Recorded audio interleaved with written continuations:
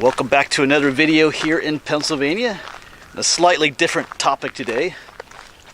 We're going to talk about how things once were here in Pennsylvania. This doesn't just have to be Pennsylvania, this could be the whole East Coast. What we've lost. So I'm going to focus on extinct animals that used to be found here in the woods of Pennsylvania. And like I said, generally speaking, the eastern U.S. There's other words to use for extinct. There's the word extirpated.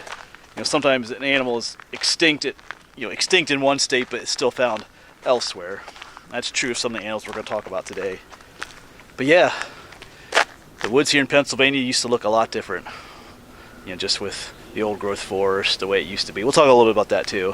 I think it's hard for people to imagine sometimes what it used to be like here. When you go for a hike today in the woods like Pennsylvania, it was a lot different 300 years ago. But we're going to talk about a number of different animals that you used to be able to find in Pennsylvania, but are no longer here. Some you are probably familiar with, and some may surprise you. You may not have realized that, yes, this animal used to be found in Pennsylvania. And of course, with all topics like this, there will be some controversy regarding some of these animals. We'll talk about that, though. Not everybody agrees on everything. Sometimes there's some disparity between what the old timers say and what modern science and history thinks used to be around. We'll talk about that later too. I have my own thoughts about that. Some of you probably don't know what they are. And of course, some of the animals we're going to discuss were, eliminated from Pennsylvania at one point, but some have been reintroduced and are actually doing pretty well. We'll talk about those too. So I need to find a place to sit, and we'll discuss this. So for me, it's a fascinating topic. It's also a sad topic too, just the amount of destruction that occurred here in Pennsylvania. Just with the destruction of our forests and the wildlife. There was no rules back then or regulations. People just, kind of did what they wanted. All right, but let's find a place to talk. As I said earlier, the woods of Pennsylvania are beautiful as they are, but like I said, it was just so much different back 300 years ago. And we've lost that. We don't really even have pictures. All we have are descriptions at times of what it was like. There's some beautiful little waterfalls up here.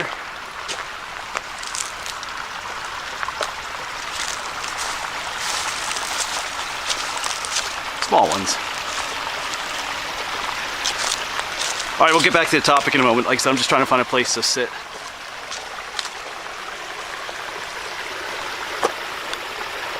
Alright, so we have found a place to sit out here, a nice little log. The waterfall is right down there. You might be able to hear the stream a little bit down there. So it's a nice little ambiance to where we're at. Let me show you some of the books I'm going to be referring to in this video. The first one, I do have the Peterson Field Guide to Mammals of North America. So we'll be looking at this a little bit, some of the pictures that are in here of the animals and some of their ranges or historic ranges where they used to live. I also have, these are books too that if you're into this topic as well, you want to research what used to be here in Pennsylvania. But here's a book, Mammals of Pennsylvania. You can get this through the Pennsylvania Game Commission. It does talk about the present mammals. It's a little bit outdated. I think it's from the 70s, so some of the information here, like I said, is a little bit outdated, but it's still a lot of information about Pennsylvania mammals. Cool book. Here's one. The name of this is pretty, it's called The Sea of Slaughter. So, and it is quite the interesting book. It's not just about Pennsylvania, it's about the whole eastern U.S., the slaughter that occurred, the whales, the seals, the seabirds, land mammals, all kinds of stuff.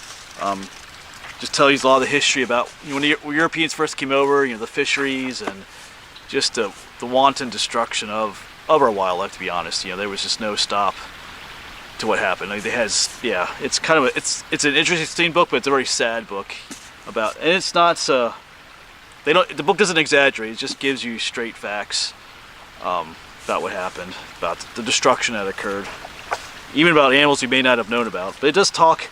There might be a few controversial things in here, but we'll refer to this a little bit later in the video about some of the animals that some people say weren't found in the eastern U.S., but according to this book and other sources, probably so.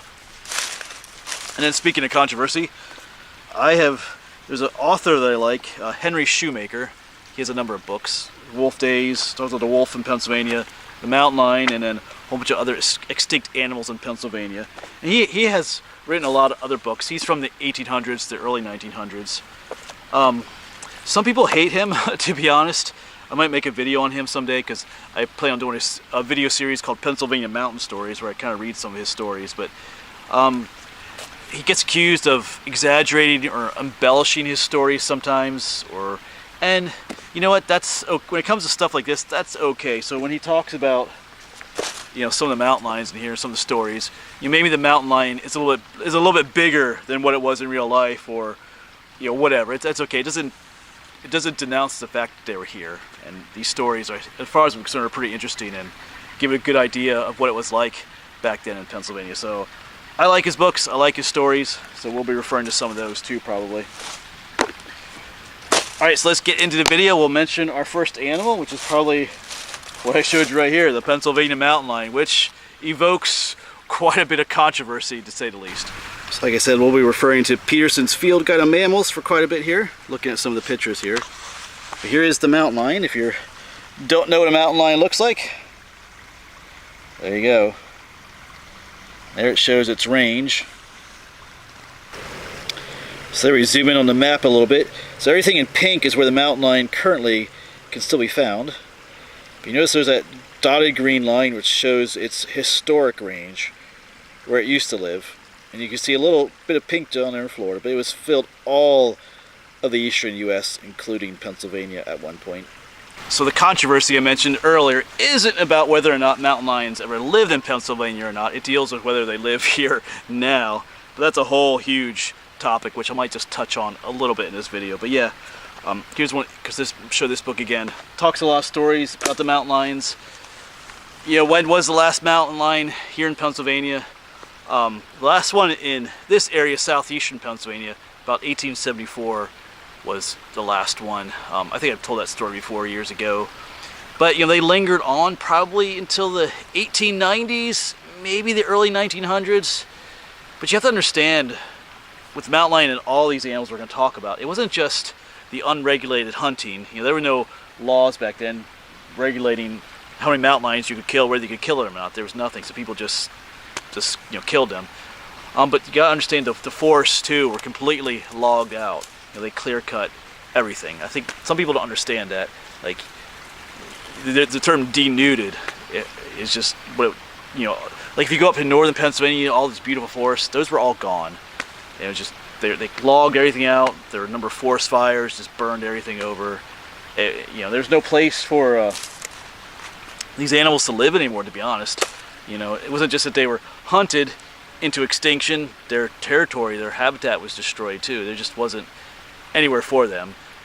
But yeah, so there were some, like I said, there were still some sightings in the early 1900s, maybe into the teens, but there were still some populations in West Virginia and New York at that time, and even some of the old timers who tell their stories say that some of those mountain lions that were seen were probably traveling between West Virginia and New York, following like old game trails, you know, so they were just wandering through, because most agree that by roughly around 1900, or maybe just a few years after, the mountain lion was gone from Pennsylvania. And to me, probably the saddest thing about it is all we have are stories. There's no pictures, no real scientific study was done on the Pennsylvania mountain lion. You know, they were gone before that even could be done. So we really know very little about them. I know you say, well, there's mountain lions on western U.S. They are, but you have to understand there's different subspecies too. The ones that live here in Pennsylvania are slightly different than the ones that lived out west. I mean, they're the same species, but there's slight differences. There's stories over here of even a mountain lion that was shot that had like a mane on it, like the African lions do. Whether that's just folklore or truth, we'll never know, because they're gone.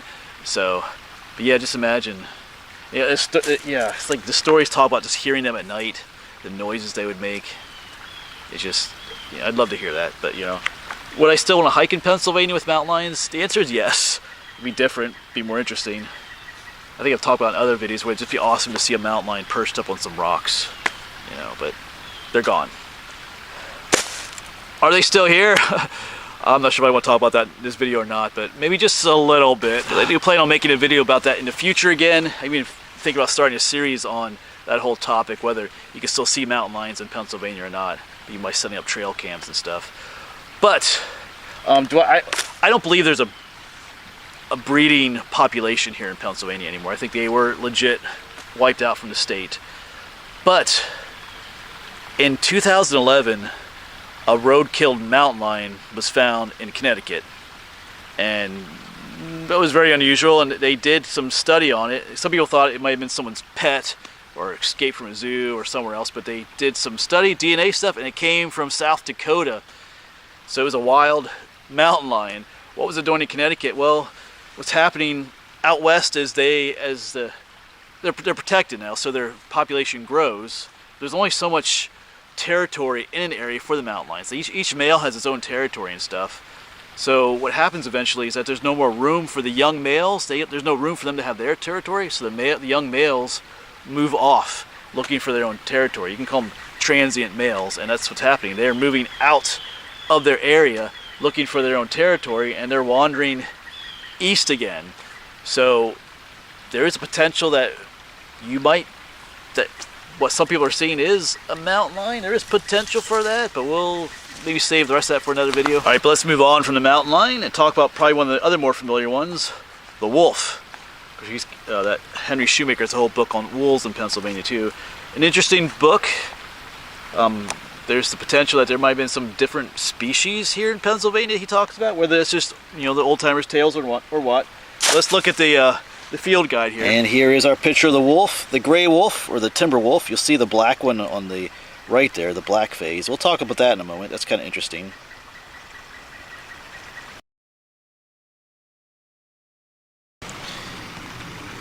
But here's a map showing their range. Once again, you see the present range, but there's that dotted line. Hopefully that's not too blurry there. They indeed were found in Pennsylvania at one point. There's also the red wolf too, which I'll turn the next page over. There you can see the range of the red wolf, the current range. Just those pink dots. That's the only places they can be found anymore. So as you can see by the book, we had the eastern, what they call today the eastern timber wolf here in Pennsylvania, and there was indeed a black phase to that. And this is mentioned in this book too. It mentions that in central Pennsylvania, what's known as the Seven Mountains region, there's quite a large population of those black wolves. And some people had speculated that maybe they were different species of wolves, but more than likely they were just a different, color phase of the timber wolf that was going on. But it does mention that there's like 3 different types of wolves in Pennsylvania. The black wolf, which may have just been a color phase. The gray colored wolf is probably a timber wolf. And then they also mentioned like a smaller brownish colored wolf, which may have been the red wolf, which today just occurs in parts of the southern U.S. It's a miracle that the red wolf even survives today. There's a whole story about that if you want to research that online. Not too many exist. I think this book mentions in 1997 there was only 80 left in the wild altogether. So yeah, the wolf used to be here in Pennsylvania too. Some of the stories mention that their howling at night would drive people crazy for different reasons, because you knew they're nearby and people had livestock and stuff. But yeah, the wolf is gone too. Although every now and then you hear stories of people seeing a sighting of a wolf, but more than likely it's a coyote. But it would be cool to hear. That's one thing I've never heard, is the howling, a wolf howling. I've heard coyotes howling at night. It's just kind of interesting in of itself, but to be able to hear the wolf. Who knows? Will the mountain lion and the wolf ever come back? That's an interesting topic as well. But anyway, let's move on to the next animal. So let's move on to an animal that you may not have realized was once found in Pennsylvania, and it is the wolverine. It's down there at the bottom. Hopefully it focuses on that. I might be inserting other pictures in here between some of my clips, better pictures of what these animals look like. But yeah, the wolverine, sometimes referred to as the glutton in old times. Yeah, wolverines in Pennsylvania? Yes. Even the modern historians and scientists agree with that as well. They were probably never common here in this state. Northern Pennsylvania was probably the limit of their range. But I know there's a recorded trapping of one, I think around in the 1860s in northern Pennsylvania. Once again, the old timers talk about them. You could find them here, but never in abundance. You can hear the pileated woodpecker back there. They're still around. But yeah, they probably, and it may have been a seasonal thing too. A lot of those wolverines are more of a northern animal, like in northern Canada and stuff, but sometimes during the harsher winters, they would move further south or if the population expanded. You know, the animal populations would grow and expand in cycles, so it may not. They were probably never common. They may have only been seasonal, but they were here.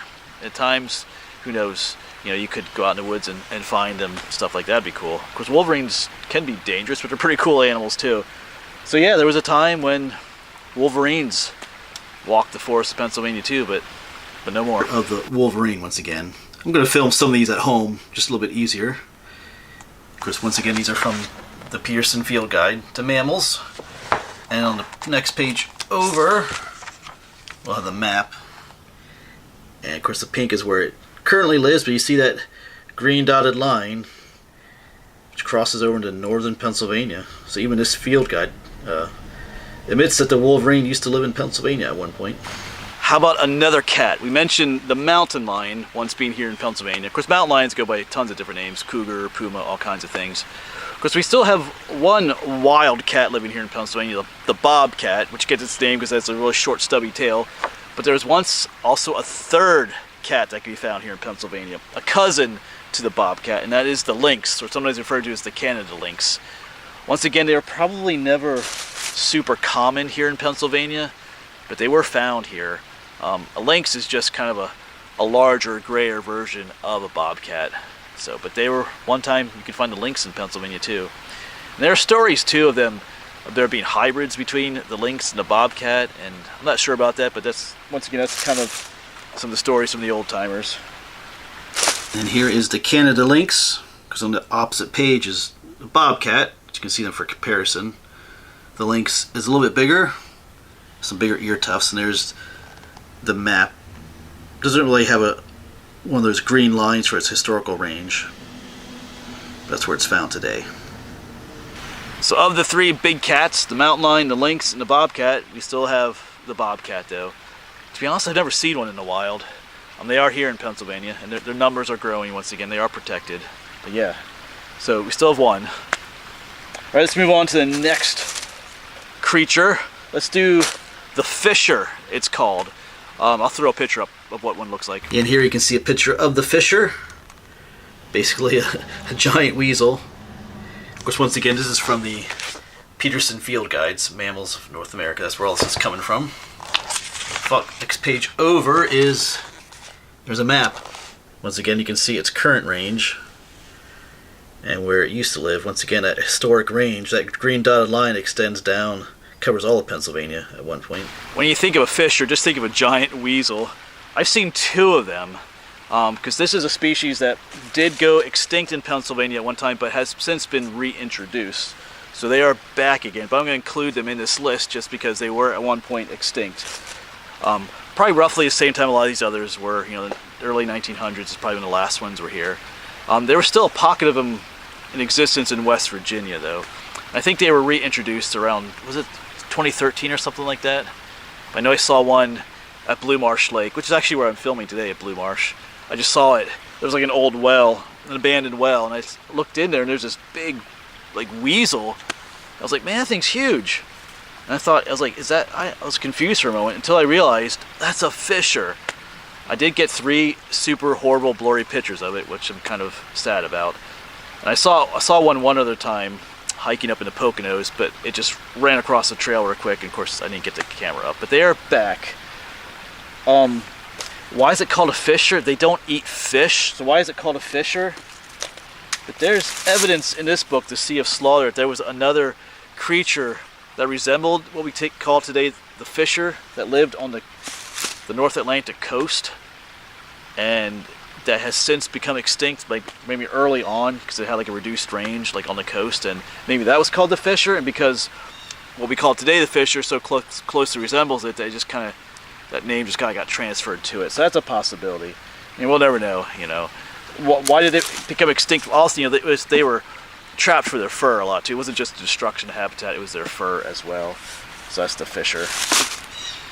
And related to the fisher is our next animal. It's often referred to as the pine marten, but I think they call it more the American marten today. So again, toss up a picture of what the pine marten looks like.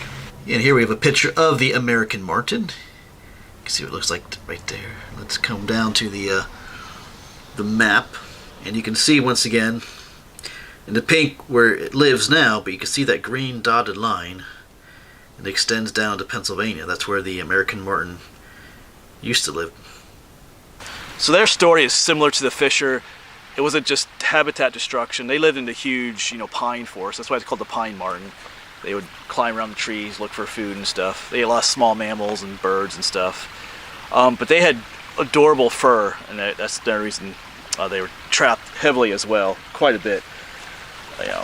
Once again, if you're interested in that, this book talks a lot about them too, all kinds of animals. Yeah, but it's about the same time, early 1900s, they became extinct in Pennsylvania. You can still find them to the north, up in New England and stuff, and there is talk of reintroducing them, which I think would be a great idea. Sometimes I feel like too much talk and study goes into reintroducing an animal, but I mean, they used to live here, so why not just bring them back? I don't see any harm it would do. Like I said, they were once part of the Pennsylvania woods, the Pennsylvania wilds. Why not have them be a part of it again? Because they reintroduced the Fisher. There's a few other animals we'll talk about too. So go ahead, reintroduce it. Quit talking about it. Quit discussing it. I mean, it can be different if you're introducing a species that never lived here before, but reintroducing a species that once lived here and was part of the ecosystem here, bring it back. I'd love to see a pine marten out in the woods. Well, let's keep it going in that whole weasel-like family. The otter. Once again, similar situation. Of course, otters will live in the streams. Of course, Pennsylvania streams. It was just our forests that were devastated. It was our streams and rivers. At one time, they were just, polluted, and yeah, it was awful. But yeah, the otter. Once again, their fur was valuable, so it wasn't just destruction habitat. It was their fur as well. But it was a point where the otters were no longer found in Pennsylvania. I've read some accounts where that's kind of debated, but it was pretty much, they were extinct at one point. But once again, they have been reintroduced into Pennsylvania in recent years. And I've never seen one in Pennsylvania, but when we were up camping in Vermont last summer, I saw some otters out by that lake. That was pretty awesome. It would be cool to see them here in Pennsylvania too, but I haven't seen that yet. But once again, it's another success story where they were eliminated from the state, but they have been reintroduced back in. Here's a picture of the river otter. There's a map of its range. Because this map still shows it being in Pennsylvania in the northeast there. It doesn't really take into account that it's been reintroduced and lives elsewhere in PA too. Not sure how old this book is, but... And even something today as common as the beaver, most people agree was wiped out at one point from the state. And they're pretty common today. You can see them all over the state. But yeah, once again, destruction and their fur. The beaver was one of the main furs that was trapped back then. The fur was super popular over in England. I think they made those top hats out of the beaver fur, but they were wiped out. Yeah, they're back. They're everywhere now again because once again, they're protected and that habitat has been restored again. But anyway, let's move on to some other larger type animals. So another larger animal is the elk, or sometimes referred to as the eastern elk. Once again, there are different subspecies of the elk, but the one that was found here in Pennsylvania was the eastern elk.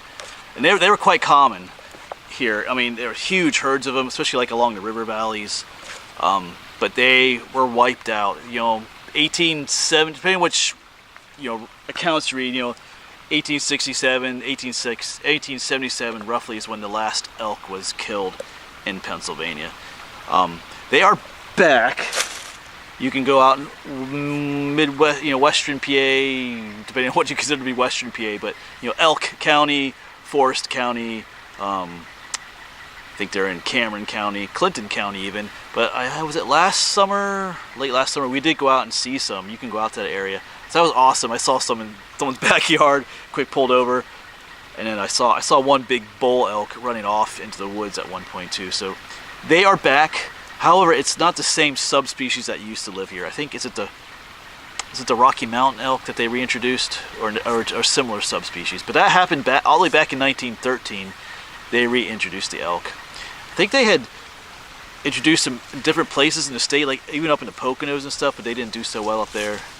But they are back now. It took a while to get the herd established, but there's quite a few of them out there now. So it's another success story. Like I said, it's not the original eastern elk, but they're back and they're growing. So I think that's cool. There's more of the western elk, and then there's the map. Once again, it has that green dotted line. You can see elk has existed all the way over in the eastern U.S. too, up into southern Canada. Now time for some more controversial ones. How about the moose? I have a picture of the moose here, but yeah, I think I made a video of this years ago, but moose used to be found in Pennsylvania. Everybody thinks of them as strictly a northern animal, but in places up, especially up in the Poconos with all the bogs and stuff, that's where they were. They were there. There's a number of named places named after moose here in northern Pennsylvania. Once again, they were probably never here in like super abundance, just like the wolverine and like the lynx, but they were here. I mean, the records, the old stories mention them, the old timers.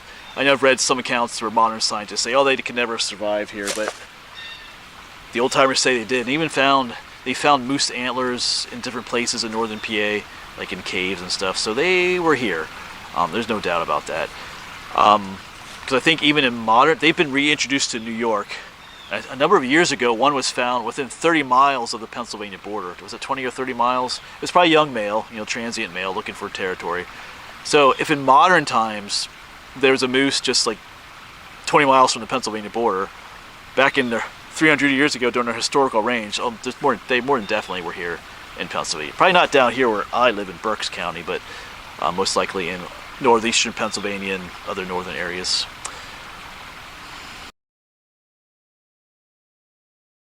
And here is the moose. I think I have another moose picture to show you. It's a picture I did a couple years ago, but you can see where they are found today. A little bit north of Pennsylvania. Like I said, they probably were found in here, like 300 years ago. And then another controversial one, the bison. When we say bison, everybody thinks out west the plains, but they were here in the east too. Probably a different subspecies. Some people refer to it as the woodland bison, but they are extinct. I'm not going to show you the map. I think that's a little difficult showing you the maps in these books, but this map in the book, they confirm that they show the historical range extending all the way over, because I've read some accounts where modern scientists say, oh, there were never any bison here. That they're wrong, because even some of the earliest accounts of some of the first explorers, when they came to like Chesapeake Bay area, guess what they saw? They saw bison. And some of the moderns, historians and scientists are like, oh no, they were confused. They were seeing deer. They didn't see bison. It's like, yeah, okay, they weren't confusing deer with bison. They knew what they were seeing. Because there's bison over in Europe too. So I hate how modern scientists, they try to rewrite or redefine what people were seeing back then, because it doesn't agree with what they thought was happening back then. But I feel like the people who lived back then and who saw those things know more of what they're talking about than people today who've never actually lived back then to say for themselves, if that makes any sense. I know sometimes the old stories are, like I said, a little bit exaggerated and embellished, but they knew what they were seeing, and there's so many different accounts that they were here. In fact, that the modern field guide also says that they were here. Yeah. In fact, the one book talks about how the bison trails were so big and so distinct that they became pathways and roadways as well. You used to be able to see them. Probably not anymore, because once the forests were all cut down, those things disappeared. But the bison became extinct probably in the early 1700s. Maybe by 1700, they just didn't last all that long at all. Maybe a little bit into the 1700s a bit. Maybe it was by 1800. Maybe I got that wrong. Maybe it was by 1800 that they were gone, I think. I think I got the 1 century off there. There's a count, just like out west, how the bison were slaughtered just indiscriminately. The same thing happened here in Pennsylvania. There's tales in these books of people coming up on them, like where it's like a whole herd of like 50 bison, kind of snowed in the valley, not able to move, and they just would come up on the whole herd and just shoot them all. Just cut out the tongues to eat and just leave everything else to rot. That's kind of how they, anyway. All kinds of stories like that. Here are the bison. Once again, I think I have a puzzle picture to show you later. Of course, the map for this one is interesting because this book acknowledges, so if you look, hold on a second, there's a few pink dots on the map there showing where they're found today, because remember, they were almost completely exterminated, extinct everywhere. But notice that green dotted line, once again, extends all the way into the eastern U.S. So this book acknowledges that bison used to live here in the woodlands of Pennsylvania. So yeah, it would be awesome to see a bison. I've seen them in fenced areas. Where was I at? Trexler Nature Preserve out in Lehigh County. They had bison, but of course they were in a fence, so it just wasn't the same. Like down there, we saw that little waterfall. It'd be cool to see a bison come walking up through this valley here. So even the moose, go up to the Poconos and see a moose just kind of walking up out of the bog or marsh area. Who knows? Maybe one day again. We'll see. We'll see what happens. All right. I think that's it for the bigger animals. Let's talk about just a few birds too. Maybe a few other things. Yeah, when I said a few other things, I forgot what I wanted to talk about. There's another mammal group that I want to talk about that you may not have really think about being in Pennsylvania. And when I first read about it in one of the stories, it was one of the stories by Henry Shoemaker. I was like, what? Like, I thought, like, then well, maybe his stories are nuts. But then I did some research into it, and yeah, maybe so. But we'll get to that at the end. But let's talk about some birds. The passenger pigeon, if you're one you're familiar with, the Carolina parakeet. Yes, there were parrots in Pennsylvania, or parakeets in Pennsylvania at one point, and the East Coast, quite numerous. Something called the heath hen, which is similar to like the prairie chickens that you find out west. So those are three birds that were super common here in Pennsylvania. The passenger pigeon is well known. You know, the flocks just blacken the sky during the day. There's so many of them. But that was the problem. People just, you could fire a shotgun in the sky and 30 birds would fall out. Passenger pigeons, and they would trap them relentlessly. They considered them to be kind of a pest, but because they flocked together, that made them easier to wipe out. It's kind of sad. People think, how could a bird be so numerous by the millions and gazillions, and then all of a sudden they're gone? But it's just once again, there's no regulation. I know the one story I have about one of his Henry Warren Shoemaker, his stories. This old guy's lamenting the fact that the passenger pigeons aren't coming through anymore.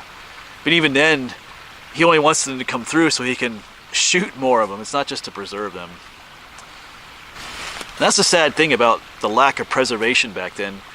When some of these animals started becoming rare or extinct, no efforts were made to preserve them. In fact, I think part of the problem is when the Europeans first came over, some of these animals were so numerous they thought there was no end to them.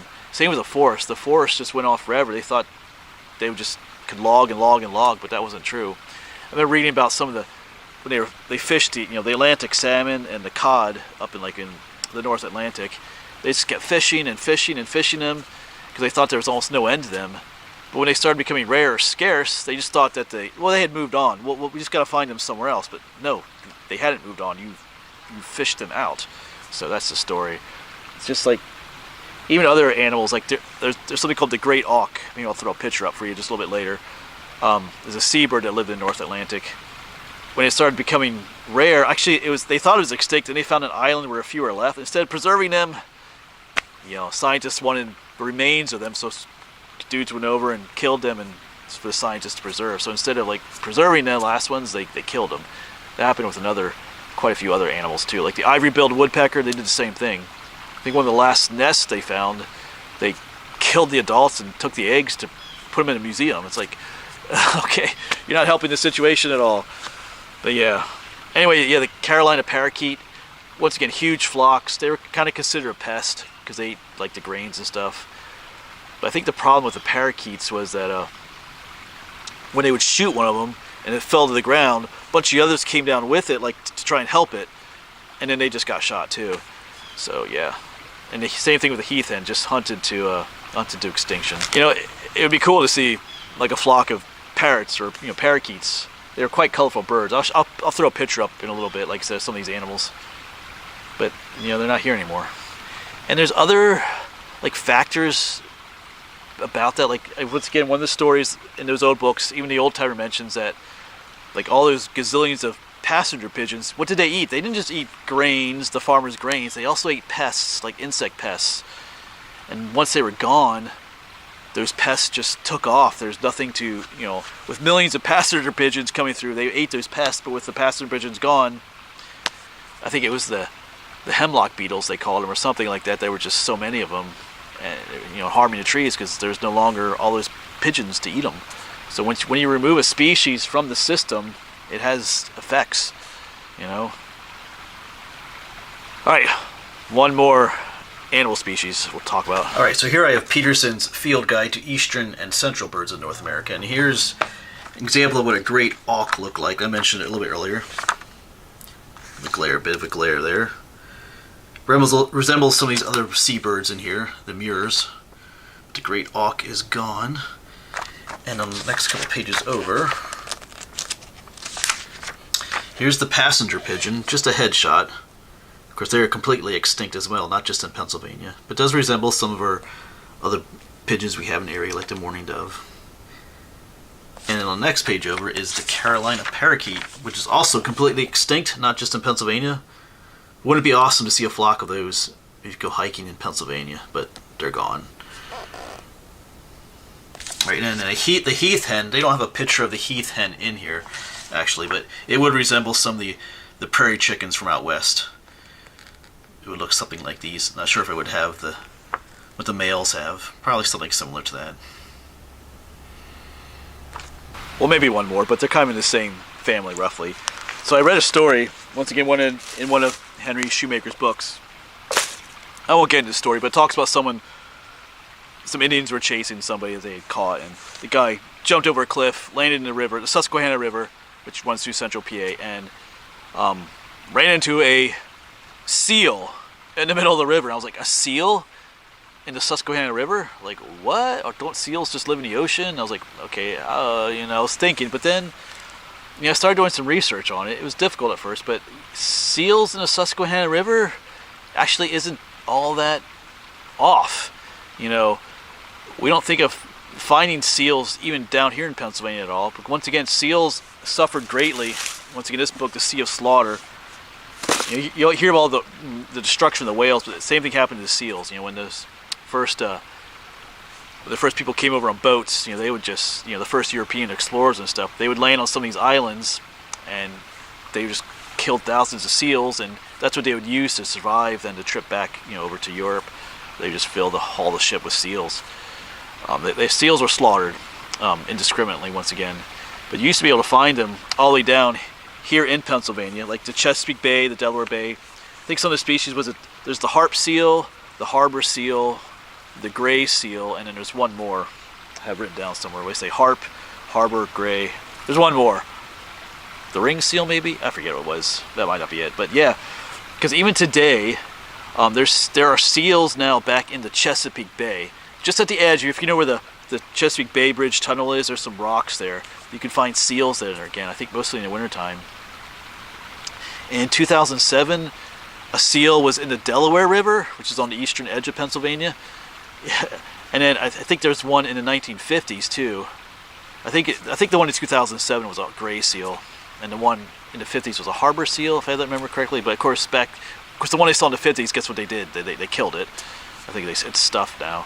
But yeah, things don't change. But yeah, so if in modern times you're finding seals in the Delaware River and in the Chesapeake Bay, the Susquehanna River flows into the Chesapeake Bay. What was it like back when they weren't being hunted relentlessly and back into their original range? Seals are known to go up river, especially following like fish migrations, because that's a whole other topic. Some of the fish that, anyway, that might be for another video. But yeah, so finding a seal in the Susquehanna River is not out of the question. They were probably never common. It might have just been like a seasonal thing too. But yeah, there might have been a time when you could go out to the Susquehanna River or the Delaware River and see seals. That would be awesome. So, at least I think so.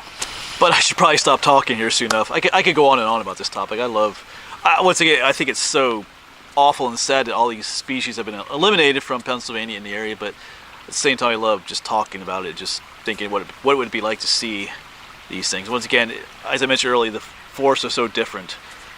Back then this might have been like huge pine and hemlock forests were what was common in Pennsylvania back in the day, and just see those huge trees, the old growth, to come across a mountain lion, like I said, perched up on the rocks, to hear the howl of a wolf at night, to see the flocks of the Carolina parakeets coming through, all the color, to see a huge huge bison come down through the river valley, majestic elk and things like that. Of course, like I said, some of these animals are back, thankfully, but just so different back then. But I would also hope that we would learn from the past. Instead, there's no, just wasting animals. Is just, I don't know. I think we need to be good stewards of the earth, of what we've been given. Just killing animals just for the sake of it. I'm not an activist by any means, but yeah, I just the just indiscriminate slaughter of stuff just because it's there. I don't know. I know growing up sometimes, like you little boys like to kill things, you know, shoot birds with a BB gun or things like that. And I think that's stuff like that needs to be discouraged. I think the phrase, I'm not anti-hunting either, you know, phrase, you know, if you kill it, you eat it. That's or if you fish, same with fishing. If you're gonna catch a fish, eat it, you know, same that kind of stuff, or use it in some ways. The idea of you're just gonna kill something just to kill it is, I know here at Blue Marsh, I'm at Blue Marsh right here in Berks County, but I know years ago I was hiking somewhere and saw something in the bushes, and there was a pile of geese, Canadian geese, that someone had just shot and just let them there. Then instead of taking them home and eating the meat that would be there, partaking of them, they just left them out in the woods to rot. That kind of stuff, I can't, I don't, that's not cool.